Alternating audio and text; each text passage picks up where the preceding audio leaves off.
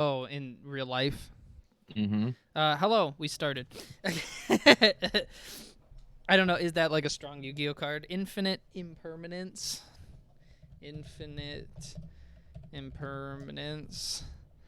This is a great way to start the stream. Yeah, that's an expensive card, dude. What the fuck? Why'd you buy that? I didn't. I Oh. was kidding. Oh. I was like, holy shit. I didn't. No, I know how expensive that card is. I would never spend that much on a card unless I absolutely had to. All right. Well, anyways, No, this is the. I bought alternative, Red Eyes Alternative Dragons. Oh, did you? Mm-hmm. This is the second Streamcast. We were in the middle of a couple conversations. That's why it started out like that. I'm Brock, and this is Josh here, and we have a lot of gaming talk, a lot of not. We started this last week in. We haven't had any like crazy gaming release date news or stuff, but that's kind of expected. When we're talking about January. Well, I mean, not super crazy, but we've had something happen. We've had a lot of gaming news. It's just not been like, oh, Nintendo announced a new this or something. But no, we have. So we'll go over the topics today. We're going to give our way too early Game of the Year predictions. I have a way to do that. There are some murmurs that E3 might be done officially, finally. So what a way to start out our Streamcast. The second one, E3's already done.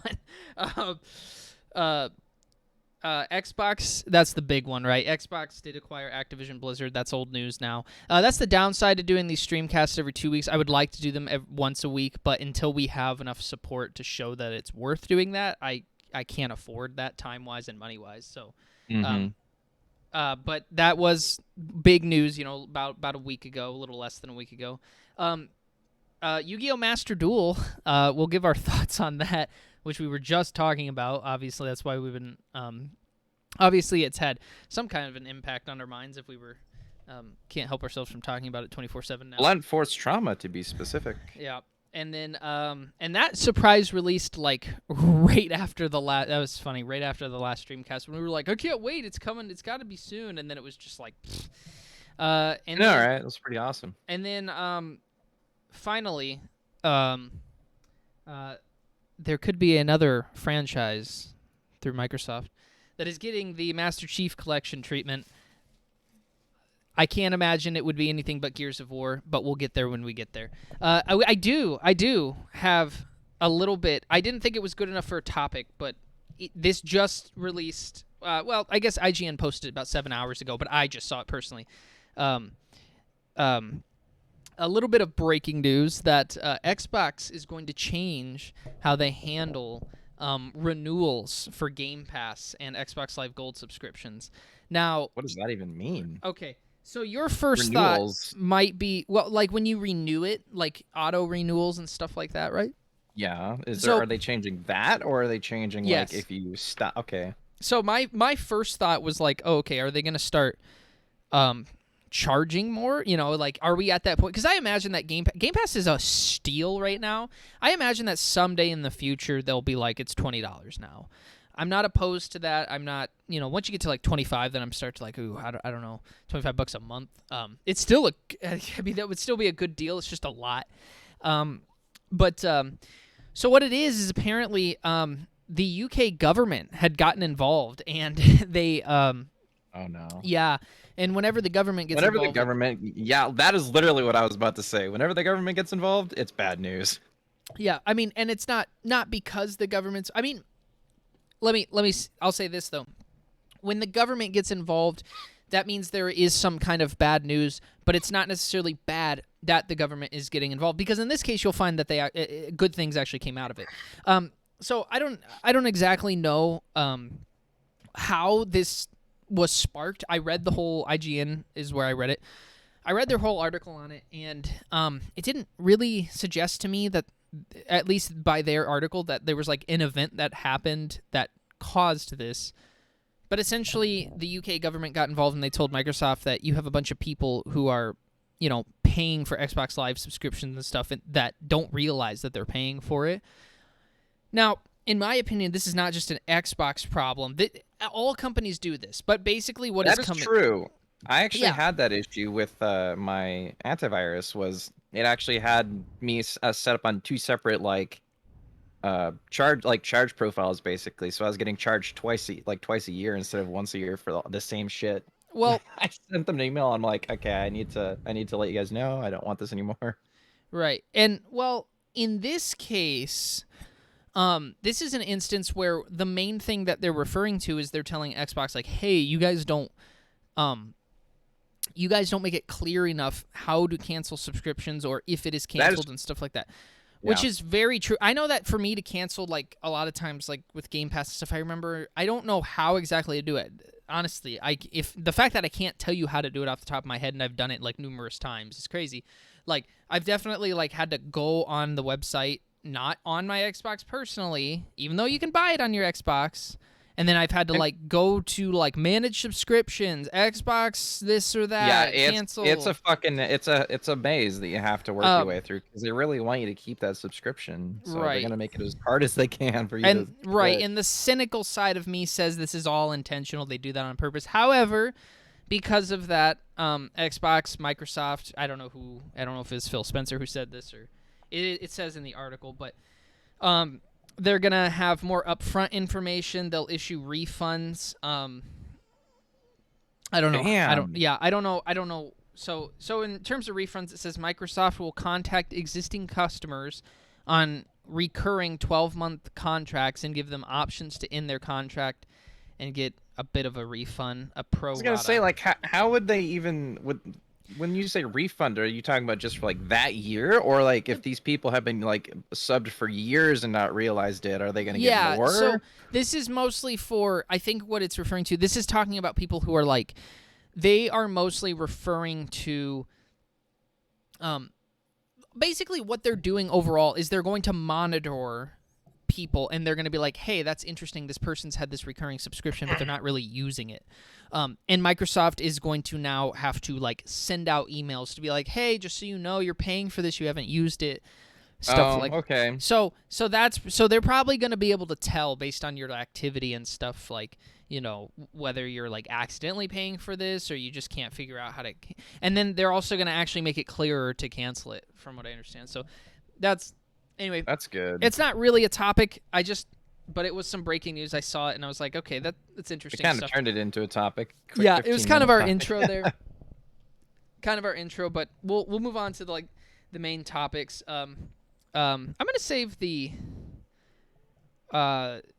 let's save the Activision Blizzard thing and the Game of the Year predictions because that one's kind of fun for last. Let's start with Yu-Gi-Oh! Master Duel because it's kind of the odd one out of all the things we're talking about here today. Do you want to give your thoughts first, or do you want me to go ahead? Well, What do you like? What don't you like? Is it everything you ever imagined for a competitive Yu-Gi-Oh! Game?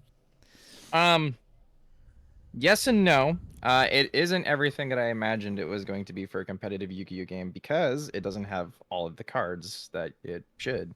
Because we were just going over this the other day, when I was trying to find support for my deck, and I couldn't find it, and it turns out it's not in the game.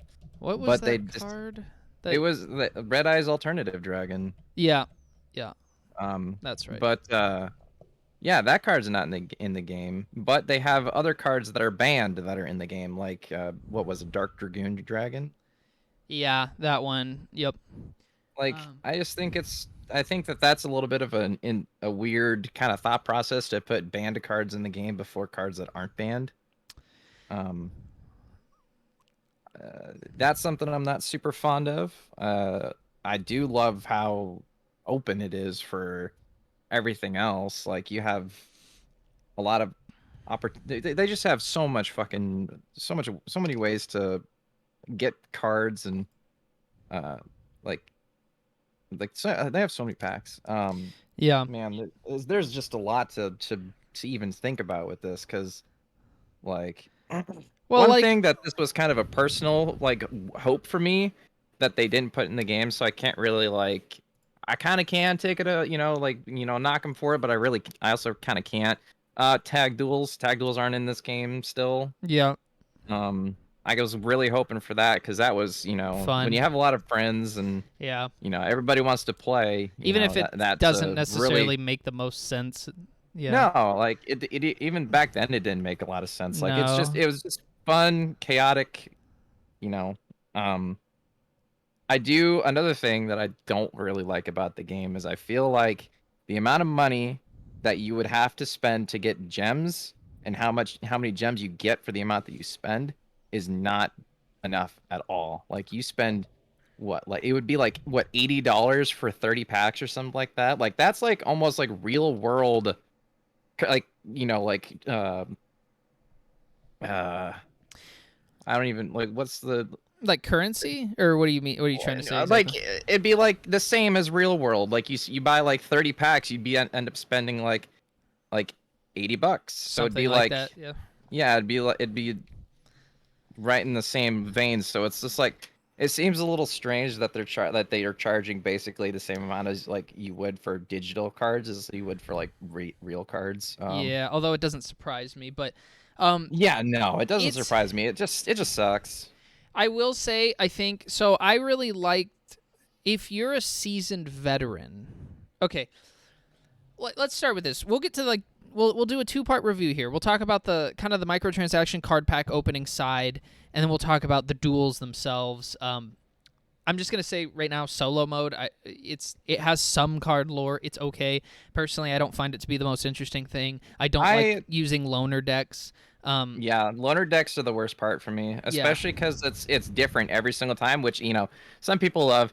I'm not really one of those people that love it that much because it's so hard to keep jumping between different like deck styles. Like if you do the whole thing, you play the loner deck, which you have to learn on the fly, and then Yeah. you play, and then like if you do the next one right away, you're gonna be playing as your deck. So it's just like you're hopping back and forth, so you're gonna get confused eventually with Yeah. what you're trying to do. It's just so I'm not gonna give a full review on the solo mode. I'm just gonna say that basically, so it's not garbage. And I do like the card lore as minimal as it is, but it's just it feels like a way. It feels like, oh shit, I'm out of gems. I have to go into solo mode to get more. Yeah, there isn't any other ways to earn gems besides ranked, but besides okay, ranked. so let's jump into let's jump into the card pack opening part here. So, it's not I don't think it's terrible. I know a lot of people who haven't played in years are really lost as to like, what do I do? How do I start? And That's true. Yeah, now we have a friend who's like that. yeah, so there's tons like that, and because of that, they feel like they wasted all these like gems, and that's why I was like, so for me, this was not an issue because I was like, I knew immediately it's a free to play game. I got to try to manage, to not spend money somehow. Although I don't mind spending a little bit because it's free. Like once you get past $60, that's when I start to be like, okay, I'm paying for a full game here, so let's. Yeah. I Yep. haven't. I did spend $15, but I didn't have to. Just keep in mind, I did that for fun. Like I didn't need to spend $15 to get my hero deck. That's what I made. I knew immediately. I was like, I need to make a hero deck because that's what I know. I'm good with hero decks, and then I was like, and then I will earn the gems through that deck. And so far, that has proved true. I actually did manage to make a second deck today, not including the extra deck. But I made a second deck today, and I've only spent $15, and I spent that $15 more for fun.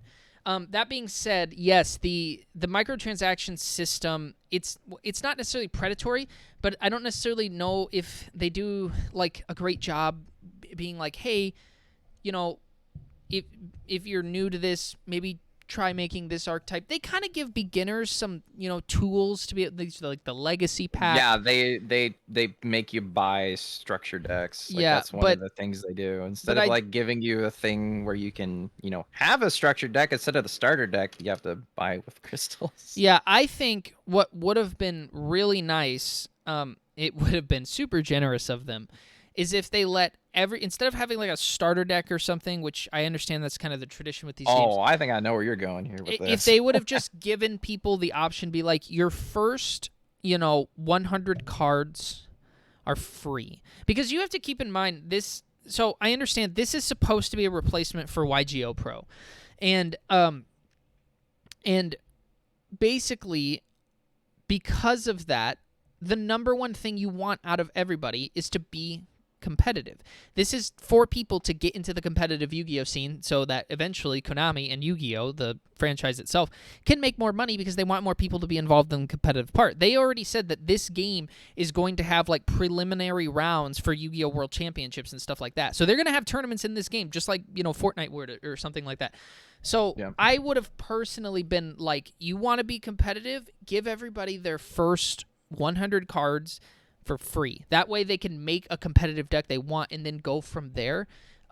Because you're still going to get money out of the microtransactions either way, and everybody would have been a little bit happier.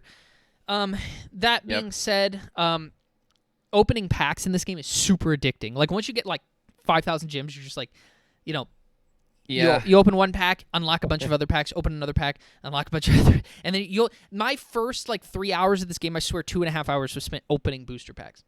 It's a fucking rabbit hole that you go down.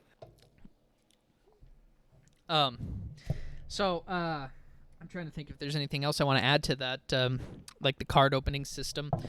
Obviously, there's little things you can get like accessories and dual fields and stuff. Those are great, but they need more of them. But understandably, it's a free-to-play game. It's day one. They're gonna have more. I'm not worried about that stuff. This is just as the game is currently. Right. In terms of the actual dueling, obviously it's just Yu-Gi-Oh. But I will say about the dueling, I'll give a little kind of mini review of that stuff in my personal opinion. I like the dual fields. I like the little effects. I like that you have a little like friend monster who kind of watches the duel on the side. There's just a lot of little kind of attention to detail things that are really neat. A lot of little monetary things that they can start capitalizing on. Well, and it's just it creates cool a too. Customized, unique experience for people, although there's just not enough of it yet, but there will be. And then, the atmosphere and the music of the game is very different from anything like we've seen in Yu-Gi-Oh! It reminds me, I hate to say it, but it reminds me of like a Magic the Gathering type of thing. So this does not have like the characters from the show and stuff like that. It's hardcore competitive Yu-Gi-Oh! And they play like this like, I don't know how to describe it, but this like old-timey, almost medieval sounding music, maybe even in the vein of Yu-Gi-Oh! Egyptian kind of sounding to an extent. Maybe I don't know if I have. I can see where you're coming from with that. Whatever. But it's very reminiscent of like, it makes it feel like you're actually there instead of it being like based on the TV show where it's kind of like hey, I know where this is from. It is a unique Yu-Gi-Oh! Experience for sure. It is very competitive hardcore though, and it's a very like oddly atmospheric one because there's no like voice acting or weird, I'm so used to playing Yu-Gi-Oh games and like Kaiba popping up and be like, this is my blue eye. It's just literally just like, this makes it feel like there's no TV show or something like that. So it's kind of cool. I like it though. As much as I like that stuff too, there's a place for those games, right? So now they have both. I think they achieved what they wanted. And if there's any consolation as to some of the complaints people have when in terms of the microtransactions and whatever, like solo mode. Today, for shits and giggles, I took the survey. Konami, I think they're the ones that developed this, right? I know they own Yu-Gi-Oh! Whoever developed this, they know that this stuff was coming. They probably had an idea. They did some tests or something, because I took that survey, and the survey questions were very specific towards the things that they thought would be controversial. Well, they're very like what how do I describe it? The opposite of tone deaf. They know exactly what some of the issues were probably going to be going into this, because if you look at some of the questions are like, do you enjoy secret packs? Do you think the card animations are too fast? How are the controls in solo mode? How are the controls in the main menu? How are the controls during the duels? Do you enjoy the rank system? Do you enjoy the duel pass? Do you feel like they didn't ask this question specifically, but they ask a lot of things along the veins of, do you feel like you have to spend money to be competitive, or do you feel like you can be competitive right away? Because once again, yes, they want your money, but they do want people to be competitive. So, I mean, because that's going to get more money in the long run by keeping people involved in this. They don't want to turn people away from this. So they did actually ask, one of the questions was something like, are you like do you feel like you can take on people in ranked duels with what we kind of give you at the beginning and stuff like that? And I think most people would be like, the answer is no, even for me. So it took a while to get my hero deck, right? It took a whole day. So Yeah. they Yeah. know this No, stuff. Yeah. But they really released the game and then was like, do you guys like it or no? We have a feeling it's no. Yeah. I love it so far personally. I can understand some of the old school players having some issues, but yeah, because they like this game is very geared towards people who are straight away like caught up to how all of the game works, as opposed to them like slowly like eking these older players or people who have never even played the game in the first place. I guess I should say they don't really do a great job of teaching you how everything works in the game without going into like solo mode. And even then with solo mode, they don't teach you how cards work, they teach you how archetypes work. Yeah. Anyways, do you have any other thoughts on Yu-Gi-Oh? Well, I mean, basically the exact same as you. Like, I love the game, but I do have a couple gripes with it. But it's very early in this game's life, so I'm sure that they're going to do some tweaking, hopefully, to make it more appealing to players, casuals especially. That's where they're yeah. All right, because that's where they're going to get their money, is casuals. Yep. Is there a way for me to listen to my show through here? Yeah, the headset, I think. Try it. But I do think this game was Sorry. pretty sure this game was created and developed by Konami. Diana asked me a question, so I was sorry, and then I hit myself in the head on webcam with my headset. Oh, I don't dude, know if you can listen nice. to it through there. You might have to. I don't know. You might just have to watch it on your phone for now, if possible. But sorry. Anyways, let's E3. So they did announce that. I have no knowledge of this, by the way. So Okay. I'm gonna be learning. I'm learning a little bit as well. It's not official, but I think that back in January, and I could have this wrong. Oh, January 6th. Earlier in the month.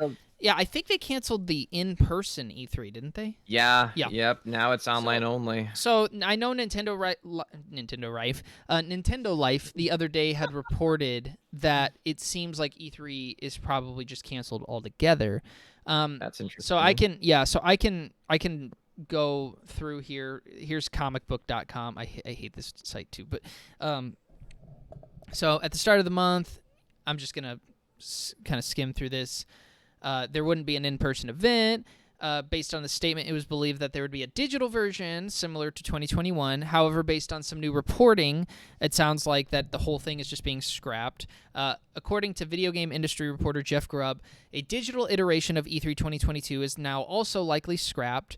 In the new video released on YouTube, he explains that the digital component of the show is likely not happening, which means that this summer's landscape for gaming announcements will look much different.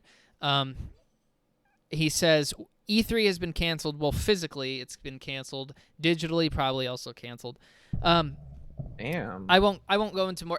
And who knows? Maybe he's wrong, but he's probably right. That being said, not much to say here, but I did think it was noteworthy enough. Honestly, just.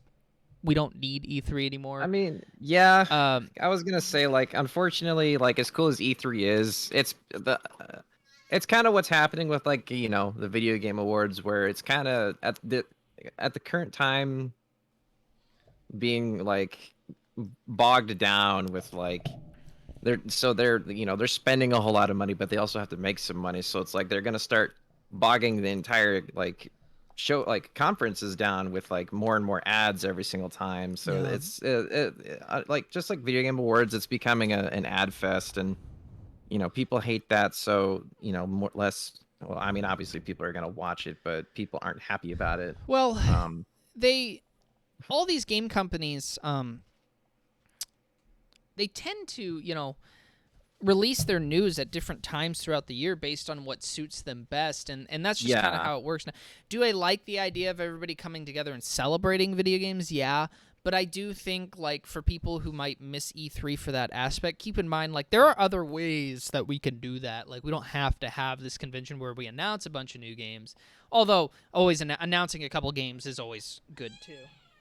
I was going to say, like, I thought that the idea of them having their own conferences would be cool, like, for, like, you know, like, when Nintendo, it's, like, Directs or it's Treehouse. And then, you know, you have, like, the Sony, what is it, State of Play? And then you have does the Xbox one even have a specific name, or is it just called like an Xbox conference? I think it's like Xbox Showcase or something, but Okay. they kind of do it every now and then, whatever. By Yeah. the way, if you guys hear crying baby in the background, I'm so sorry. Diana's changing a diaper and her hands are freezing, so the baby does not like that. I will try to mute the mic if that happens. Anyways, yeah, I didn't have a whole lot to say on that, but I did think it was noteworthy enough to mention. You know, I stream E3 stuff every year, so that is one thing. Streamers will kind of miss out on that, but especially with Nintendo, because they just, like, you know, Xbox and PlayStation. I mean, Nintendo does have their, like, oh, next week a direct, surprise, surprise. The difference is, like, Xbox and PlayStation always do that. Sometimes Nintendo is just, like, on Twitter. I remember Paper Mario was just like, here you go. That's true. Like, it's just like out of nowhere, and I'm like, shit, what? You know, Yeah, so nobody could stream that or whatever. But it depends, Yeah. like. But that's okay. Gonna- Like, I don't know. I don't care. I was gonna say that I do think it would be cool for them to continue to have their own conferences, but maybe save like one or two big announcements for, you know, E3 every year or something, so that there's at least something to look forward to, as opposed to them just like going over what they've already talked about or what people kind of already knew.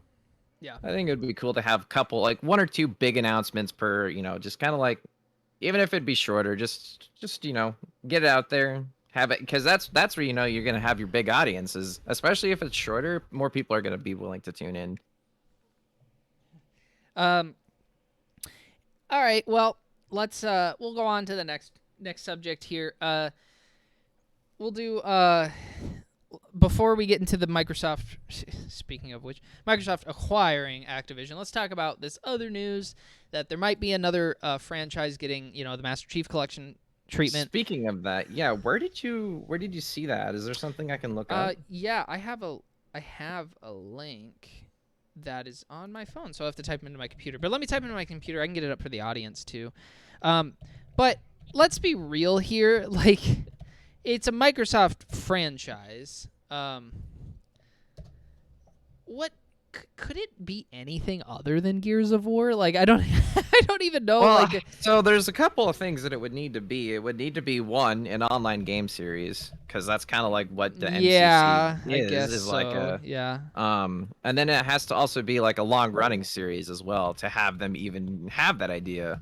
And I don't think there really is much else other than here. I'm gonna see if I can find some. I got your link too, so Cool. I can send it to you. Long running franchises. The only other one I can think of is Fable, but that's not really like an online type of thing. So it's Yeah.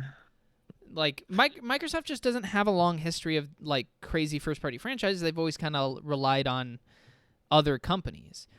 Well, anyways, and let me get this page up for the audience too. I know you guys like to see man, that would be a little bit unfortunate if it was a kind of like, you know, since they just acquired them and this news, I don't know how recent it is, but like 3 days ago was this news. So. Oh. And how long ago did they buy Activision? Longer than 3 days ago. So what are you thinking of? Man, it just popped into my head, but unfortunately, the other series that isn't exclusively Microsoft, I guess, that could kind of be getting this treatment. It might be a multi-platform, who knows? Call of Duty. Well, that actually would be I will admit that would actually be a cool one to do, though. I would buy that. I would actually probably buy that. I'm not gonna lie. I didn't even think of that, but this has probably been in the works for a while. I'm gonna assume it's Gears of War, but I'll tell you what, they could do Call of Duty next. Can you imagine having Call of Duty like Modern Warfare 2, Black Ops 2, Black Ops 3, Man, Modern Warfare that'd be 3, like, so fucking crazy. yeah, it would be, but they could do. I would actually be cool with that. That would be neat. I'm not gonna lie. There are some games on that I don't really care for. Mostly like Modern Warfare 3 and Yeah, like but anything after that.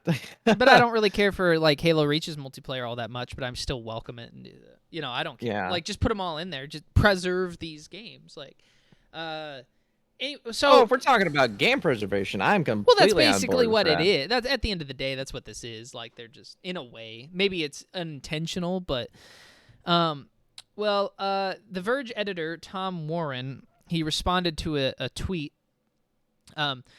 So you had a rumor. This is a tweet from. Oops, excuse me. No, we're not trying to go to Twitter here. A rumor from a Twitter page called IdleSloth84. I don't know them. I don't know if they're like a legit what they are. But they said, according to I cannot say that name. We're gonna call him Nick. There's another Xbox franchise getting the Master Chief Collection style treatment. The main speculation is Gears or Fable. I guess it could be Fable, but it's just weird. And Tom Warren of The Verge said the gears are really turning on this rumor. Like, okay. So that's, he's hinting at it too. He might know something, or maybe he's just saying that and he's just taking a wild guess. But it's just a rumor. And that's the thing with rumors, keep in mind, is that when people say stuff, I mean, now he's a little bit more of an insider. He's a journalist, so he maybe has a little bit more information than what we have. But when it's a rumor, it's not that there's nothing there. There is probably a there. Even if it doesn't come to fruition, a lot of times it still means that this is something that is being talked about by Microsoft internally or something along those lines. The rumor just might be off a little bit, but they haven't said a whole lot, so I wouldn't be surprised to believe that this rumor's true. I don't like rumors. Normally, I probably, and going forward a lot of the times on the Streamcast, we probably will not report on rumors unless it seems like it's got some legitimacy, but I'm personally not a rumor guy. I'm a report guy. But, regardless, I wouldn't be surprised if there's some truth to this one. How much truth, to it being like Gears of War or something, like, oh, well, that has completely yet remained to be seen. But I think the biggest truth to that would be that there is the biggest thing to take from it is not so much what franchise it is, but the fact that there is something that is happening with that. Something there is there. There's more than likely a there. But man, now that like Fable is such a weird one to do, especially if they're calling it like getting the Master Chief Collection treatment because that implies that it's got online as opposed to it just being another fucking like HD remake collection. That's which they've true, done yeah, because it would just be hundreds kind of a it would just kind of be like a, because that's one of the things about the Master Chief Collection is like you don't just like pick a game, it's like all of the games in one. Yeah. So, like, you literally, like, one match you could be playing Halo 1, the next match it randomizes to Halo 4. Like, it can be that different, right? So yeah, I'm more willing to believe this is probably Gears of War. And I will buy that in a heartbeat, too, because that'll actually be really cool. There's some Gears games that I never got to play. Like, I don't think I've ever played Judgment. Judgment is and I never played 5. I know this is not the time for this. We have not played 5 yet, but Gears Judgment is so underrated because it came out when the franchise was fatigued, and it's a little different. It plays different in the controls are weird, but once you get used to them, they're great. That game is so good. It's so good. But it came out at a bad time, so there was a lot of franchise fatigue, and if they put that in this, a lot of people are going to discover that they love Gears Judgment. But anyway, anything else you want to add to that, or should we move on to? No, I don't think so. Okay. I don't think I have anything else to add to it. We'll have the serious topic next. We'll keep the fun one for last. We'll stay on the Xbox train for now. Obviously, the biggest news of the last, whenever this news came out, week and a half, Xbox acquiring Activision Blizzard. God damn. For the amount of money that they spent on that $70 is billion. Fucking insane. That is so billion. much money. So much money. $70 billion. That's crazy. I'm very I just can't believe that they. By the way, I see your comments, Gabe. Hi. I will respond at the end of the show. But I know I have. So there's a couple aspects of this I do want to cover. Let me try to get some of these things up. I sent myself some of the things that maybe people, there's a lot of questions surrounding it, more than answers, right? So we have the answer, like, did they acquire them? Yeah. Okay, they bought them, and I think it was $70 billion. I know that a big question that's been floating around, I think it might have been answered at this point. But one of the biggest questions was, are games that were owned by Activision and Blizzard that were on PlayStation going to no longer be on PlayStation? Okay, yeah, and that's actually the first. That is one of the first things I wanted to address. So it'll depend, but this is directly from Phil Spencer's Xbox page, Xbox, his Twitter account. Ugh. He has an Xbox logo for his name, so I'm like getting jumbled up in my head. He said, I had good calls this week with the leaders at Sony. I confirmed that our intent is to honor all existing agreements upon the acquisition of Activision Blizzard and our desire to keep Call of Duty, because that was the big one, right, on PlayStation. Yes. Sony is an important part of the industry, and we value our relationship. And Xbox, the official Xbox Twitter, responded with a blue heart. I assume that means they love Sony.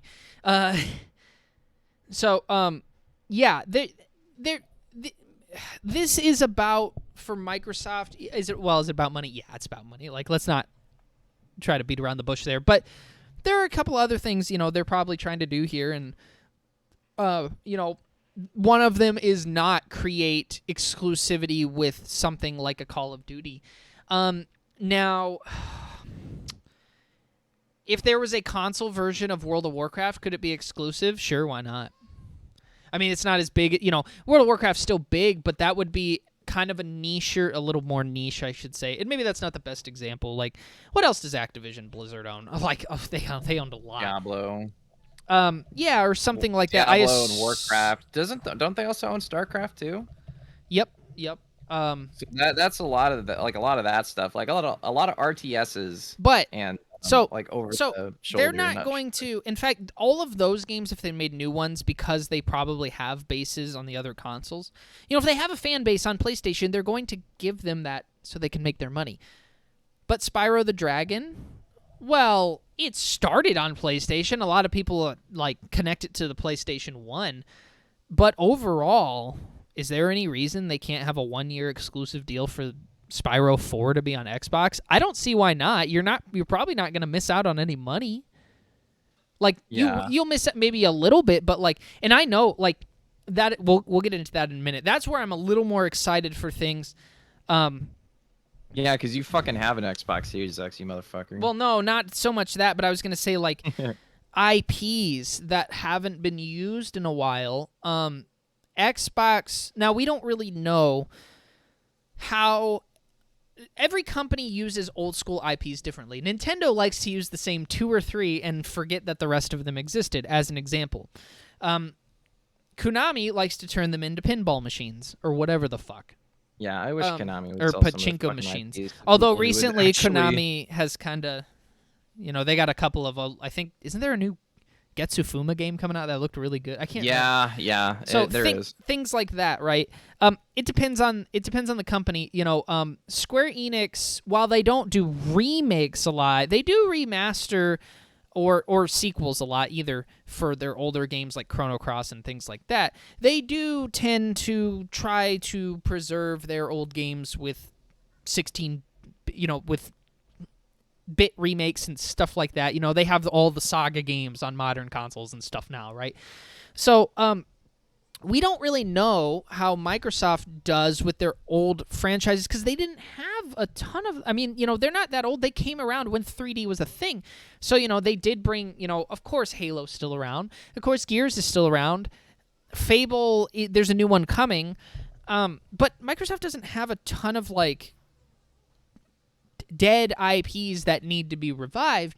So it'll be interesting to see that now that they do own someone else's formerly IPs that could use some revival, because by all accounts, a lot of the reports were suggesting that the people who worked on Crash 4 are no longer working on new Crash games, and they were working on Call of Duty. And there's not going to be a Spyro 4, and there's never going to be a new Guitar Hero, and all this stuff. Well, Now there can be. now there can be, and this is... was this also from Phil Spencer? I have no idea what Hang you're on. looking at. I have a thing here. Ooh, This is an interview with Phil Spencer from the Washington Post. This is specifically on reviving old Activision games. Let's see. I'm trying to find where he said it.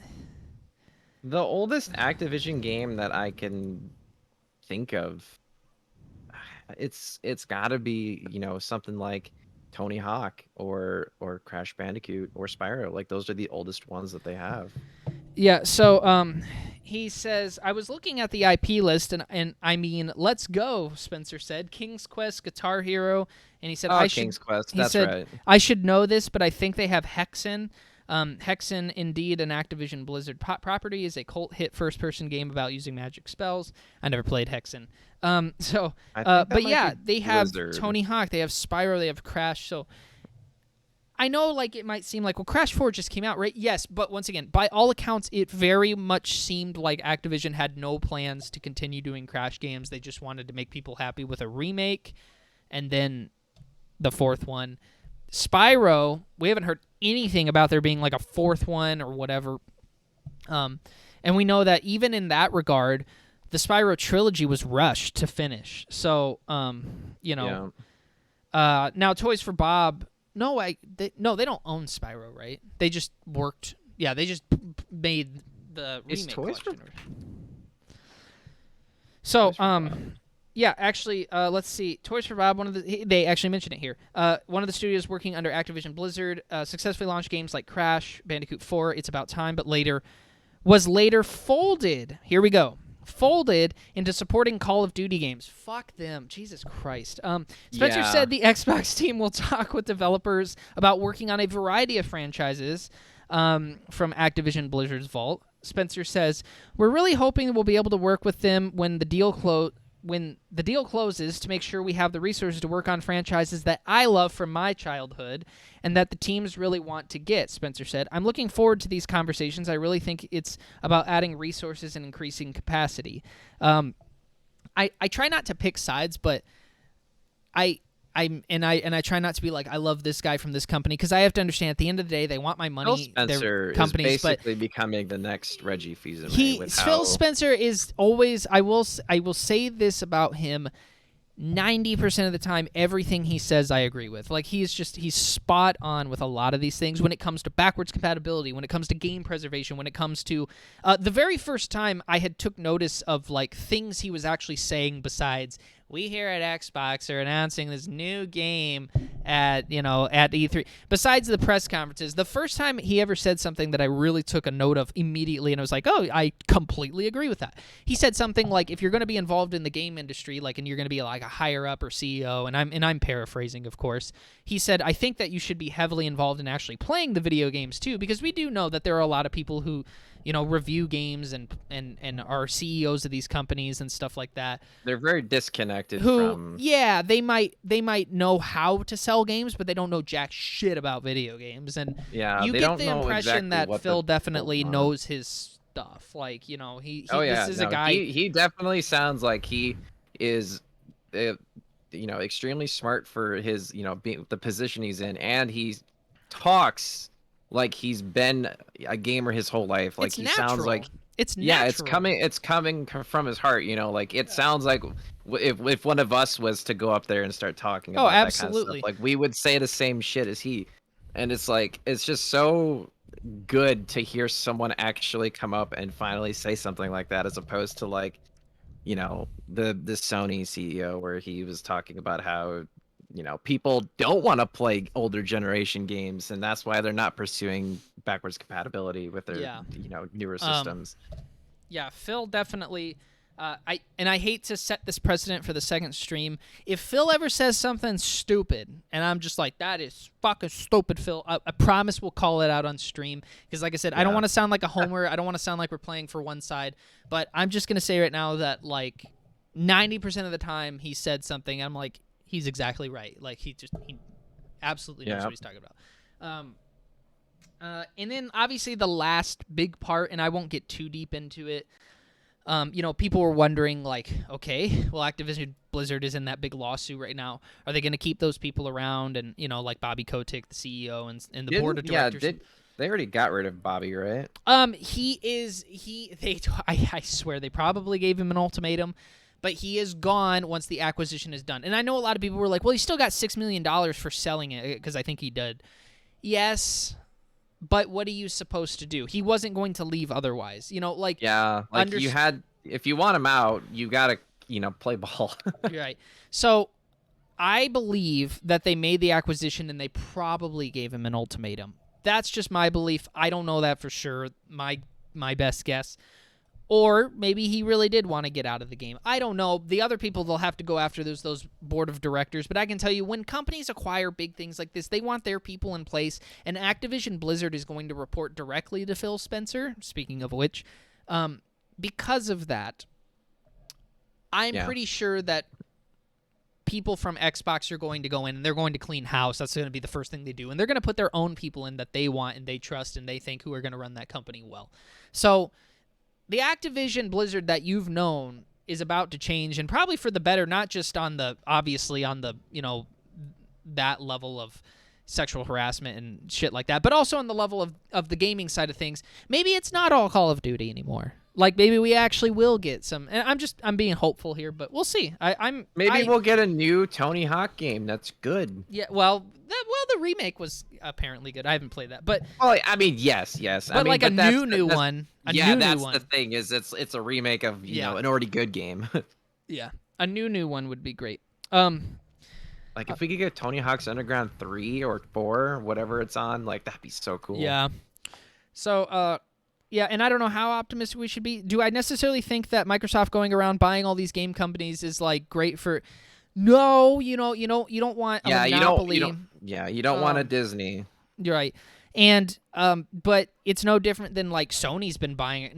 Now they haven't bought anything like this, but they've been buying a couple. Tencent, Bluepoint. Tencent. They bought Bluepoint. Right, like Tencent's buying the shit out of everything. Oh my god, Tencent's going on even a fucking worse. rampage. They're yeah, even worse. I don't. Microsoft bought 2 of the big ones, right? But and for all the people who were like.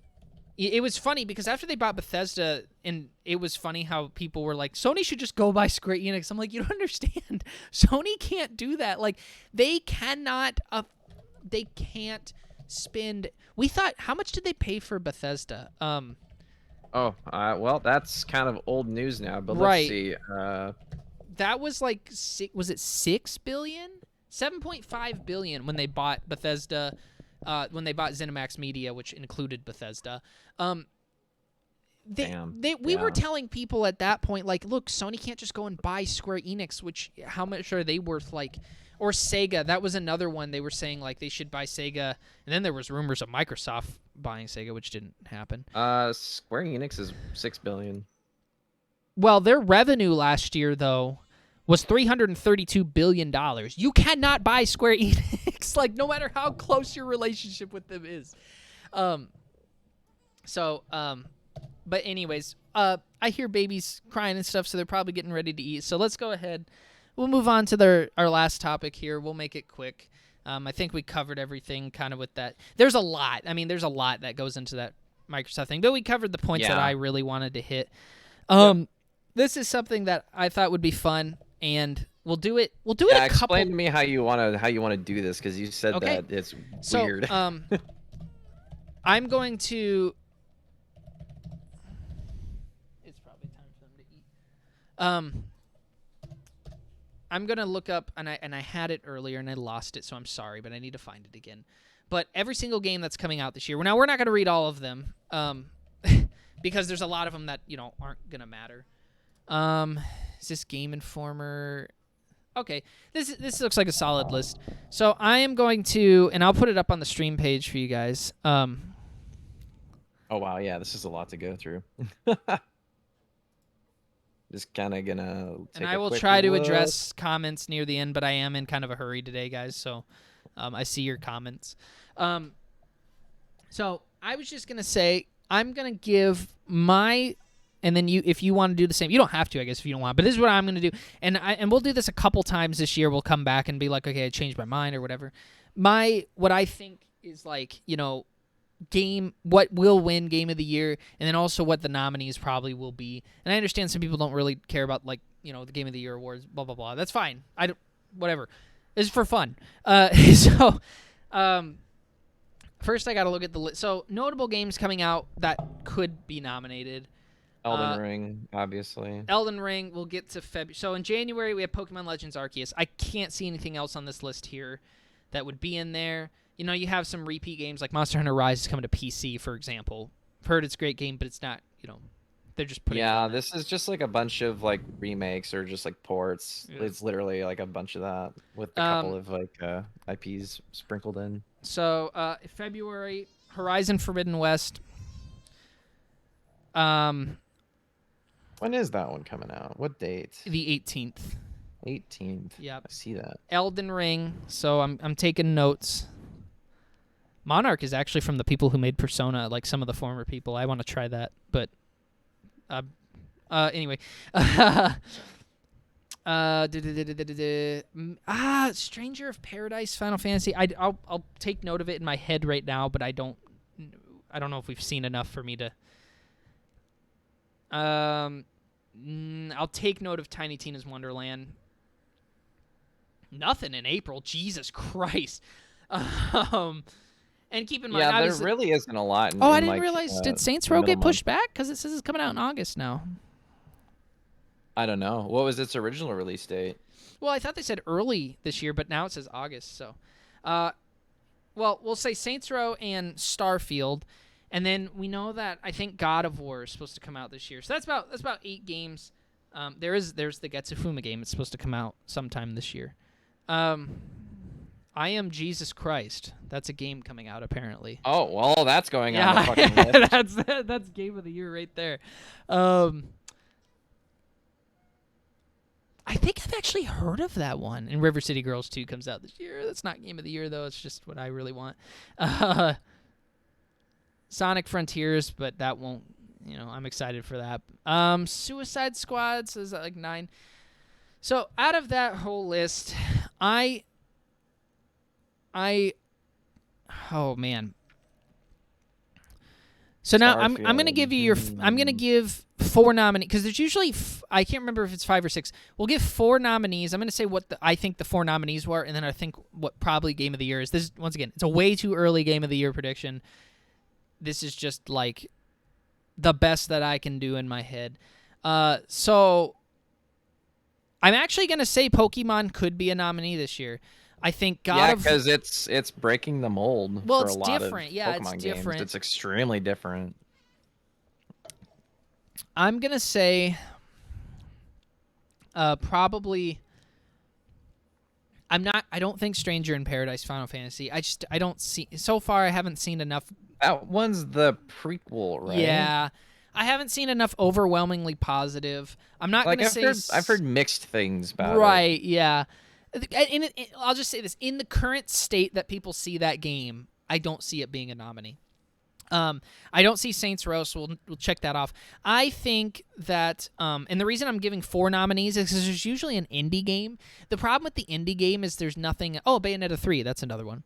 The indie game, it's really hard to say. We really don't know what the best indie games are unless you like actively follow it until like the end of the year. So we're just gonna exclude one. Wow, now I got to think about putting. So I'm going to say no to Bayonetta 3. As much as I'm excited for that game and it's one of my favorite, franchises of all time, it's probably going to be very, very similar. So I'm going to say Elden Ring, Pokemon. Oh, I'm going to. Ooh, that's actually tough because I got to put Starfield in there because while we are still kind of concerned about the future of Bethesda's types of games because their recent outings haven't been amazing or they haven't been actively super different, right? Yeah. Starfield has a lot of promise, so I'm gonna say Starfield, God of War. It's really hard for me not to put Pokemon in there, because I'm just thinking in my head they're probably gonna like Horizon more. So are we only going with the ones that are confirmed like release dates, or are we looking at the to be announced ones Anything as well? that we think is gonna come that as far as we know right now is going to come out this year that would qualify under that. Although I guess that's the other thing. Like if Starfield doesn't come out until after the Game of the Year date, then it wouldn't. Because there's a lot. But right now there's it's a November. lot of games that are on the to be announced that do not have release dates. Yeah. But I would say go ahead and throw them in if you think it's gonna come out this year. Oh boy. I'm personally gonna say God of War, Horizon, and unless it's too similar, that's where I'm struggling. Horizon or Pokemon? For now, I'm gonna say God of War, Horizon, Starfield, Elden Ring. I think those are the 4. Pokemon could sneak in there somewhere. That's the unfortunate thing about that is those ones are like the obvious answered ones. Like everyone's gonna be like those ones have to be there. Like, Right, but there's a reason they're obvious, right? Like that's why I'm throwing them, especially at this point in the game in January. Like, out of those 4, the only one that we're super confident is going to be good. Like everybody is so confident that game looks amazing. It's like Skyrim before it came out. We all knew. It was like, yeah, that's a good game. It's not even out. We know it's a good game.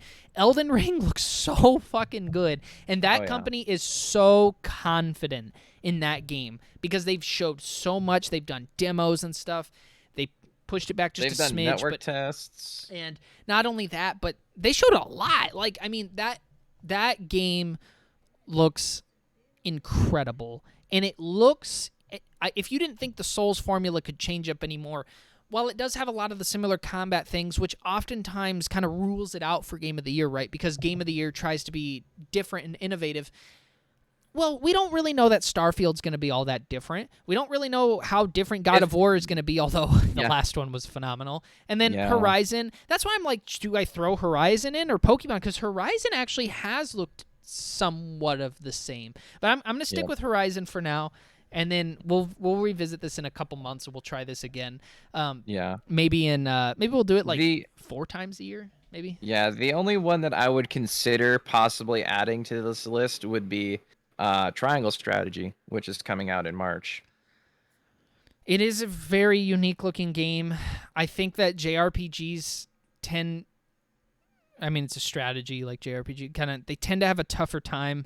Nonetheless, I'm really looking... There's a lot of games I'm looking forward to this year, though. But that is the wild card right there is Triangle Strategy. There's a couple. I mean, and like I said, Bayonetta 3, but is it going to be too much of the same? That's my best guess. Who knows, though? That's been in development forever. So you'd hope it would be beyond too much of the same, but I don't know. I really don't know. Ghostwire, probably not, but yeah. I don't think we've seen enough of that. I'm going to stick with that, and I'm going to stick with Elden Ring as my Game of the Year, what I think is going to win, as of right now. Oh, Elden Ring? Yeah, totally. Elden Ring is my guess as well. Yeah. As it stands, because, like you were saying with Starfield, basically, this is Bethesda, so it's what do you think it's going to be? Oh, it's probably going to be like Elder Scrolls in space. Which it could be, or it could be like they really tried to make this one super different, but we don't know. But that's the thing. Without the knowledge, I'm not willing to throw that out there yet until we've seen otherwise. We don't have any examples of Bethesda ever really changing that formula. I mean, when you really think about it, like they have been that formula since Morrowind. They didn't. So wait, did Bethesda didn't develop Prey. They published it, right? Yeah. Because Bethesda publishes a lot of other games. Yeah, no. If we're talking about the games that they made in-house, which is the Elder Scrolls series and the Fallout series, not only has recent outings been a bit of a slump, Fallout 4 being too much of the same, Fallout Online being a piece of shit, Elder Scrolls Online I do like, but not only that, but on top of that, they've never actually deviated from that formula a whole lot. So we might actually have another game that is just too much of the same, but it's in space. I don't know. But Elden Ring could have fallen for that same trap, and that game looks super different. Like, I mean, it looks like Souls, but it looks different. So yeah, like they're so here's reinventing the Souls wheel. Yeah. So anyway, there's my way too early game of the year prediction. So now that we're done, then do you want to hear my story of what I was going through before we started the stream? If that's what you want to close it out with, sure. Sure. So I was hungry, and I went upstairs to go get some pizza rolls, and as my sister was over here, she brought her daughter over. And when I was walking through the living room to go to the kitchen to get my food that I was gonna make, my sister informed me that her daughter threw up in the car on the way here, and she asked me if I could watch her while she goes to clean it up. So I say, yeah, I can do that. And so her daughter, comes over to me, and she starts like babbling at me about just saying whatever. And my sister comes out into the kitchen as I'm putting the pizza rolls into the microwave, and I turn around and see the little baby just standing there, and she burps and and she starts throwing up again. And it's not like a little throw up. This is like burping and then like bleh, and then she burps again and then bleh. It is all over the kitchen floor. And the whole time I'm just like, I just want my fucking pizza rolls, man. These are cooking for me. I do not want to have to come back out here. But it's the smell of vomit. The smell of vomit gets me to start gagging as well. And so I go out to the living room, and as I'm like just sitting there like watching it happen, I'm just like, oh, this is awful. I look at my sister, and she picks up her baby, and and she starts to gag as well because then she's like, she's throwing up on me. Everyone's just starts puking.